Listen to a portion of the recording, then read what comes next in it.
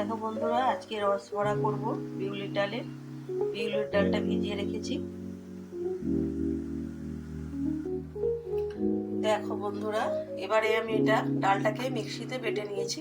বিউলির ডালটা যে ভিজিয়েছিলাম ওটা বেটে নিয়েছি। খুব একটা পেস্ট করিনি, একটু দানা দানা আছে। তো এটা আমি আধ ঘন্টা রেখে দেবো। আধ ঘন্টা পরে ফিরে আসছি।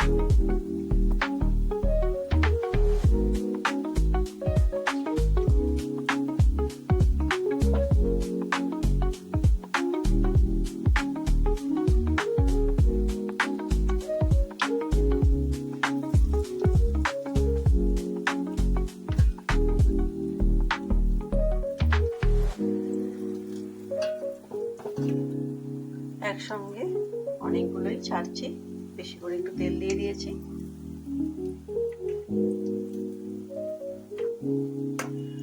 আগেরগুলো যে চিনির রসে দিয়েছি। দেখো বন্ধুরা কতটা ফুলেছে।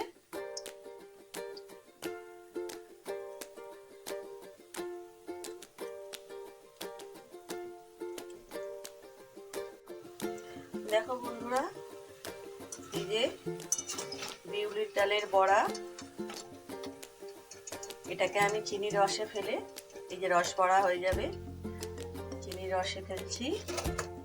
কতখানি বড় হয়েছে দেখো ফুলে।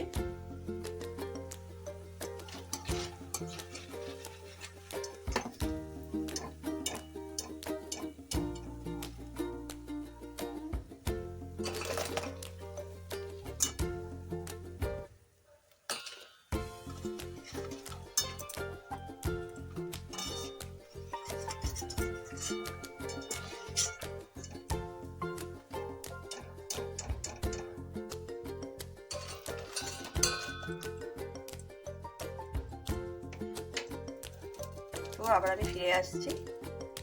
A few moments later. দেখো বন্ধুরা, আমি পুরো কমপ্লিট করে ফেলেছি। এই যে চিনির রসে দেবার পরে দেখো কেমন দেখতে হয়েছে রসবড়াগুলো। একটু কাছ থেকে দেখাই, কতখানি ফুলেছে দেখো।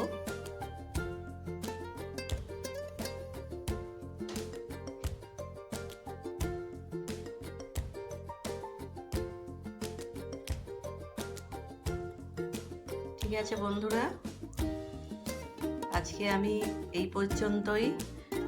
আমার রেসিপি বিউলির ডালের রসবড়া তোমাদের সঙ্গে শেয়ার করলাম। গুড বাই বন্ধুরা, ভালো থেকো।